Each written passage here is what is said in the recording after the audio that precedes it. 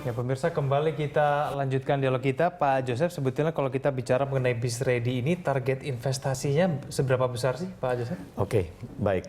Mungkin untuk menjawab itu balik lagi kita melihat market UKM sendiri. Market UKM di Indonesia sendiri growing tiap tahun itu menurut data statistik kurang lebih 3-4% tiap tahunnya.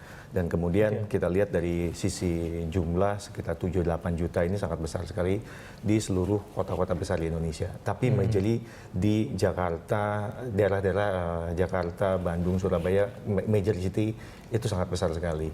Sehingga kalau kita melihat berapa investasi yang kita gelontorkan kurang lebih untuk ini kita menjawabnya, kita menyiapkan human resource yang cukup untuk melayani opportunity atau kebutuhan dari UKM itu sendiri. Jumlahnya mungkin saya belum bisa disclose untuk saat ini. Pak Joseph, kalau bicara UKM kan ini di mana-mana sudah mulai tumbuh ya. Mungkin tidak hanya di kota-kota besar, mungkin juga ada di daerah-daerah yang kecil begitu. Nah ini sebetulnya cakupan dari Bis Ready ini sudah sampai ke dadaerah mana saja sebetulnya, Pak Joseph? Sebetulnya cakupan layanan ini bisa dinikmati oleh seluruh UKM di seluruh Indonesia. Seluruh Indonesia. Seluruh Indonesia. Namun kita memiliki beberapa, kita bilang kantong-kantong uang, kalau orang bilang kantong-kantong bisnis, di mana kita lihat semua opportunity concentrate di Jawa. Sehingga kita untuk tahap pertama ini kita akan fokus di 3 kota besar, yaitu Jakarta, Bandung, dan Surabaya untuk saat ini. Dan kemudian mungkin nanti kita akan mengembang di fase-fase berikutnya untuk mengembangkan di kota-kota lain.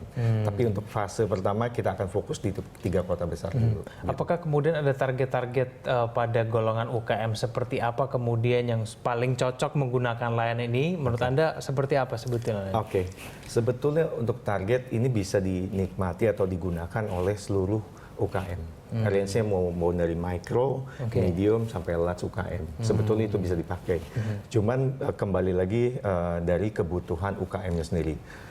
Seperti saya jelaskan, paket Bis Ready ini sudah include dengan connectivity, email system, aplikasi office online, dan juga storage online, dan juga layanan services 24 jam.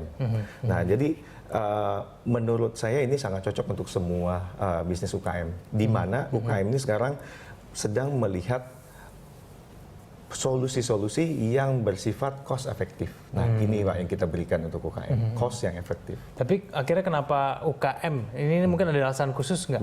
Betul.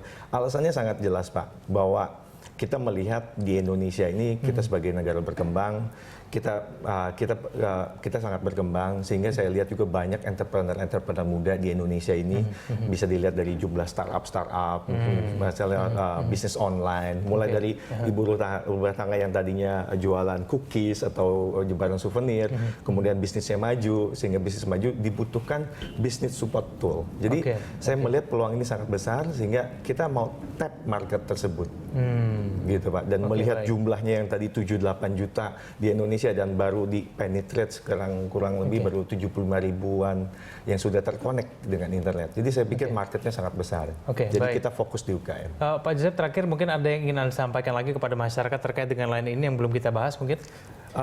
Basically ini salah satu layanan terobosan, yang kita buat paket bersama antara Microsoft Indonesia, PT SAP, dan PT Linknet, yang dimana sebelumnya para bisnismen itu harus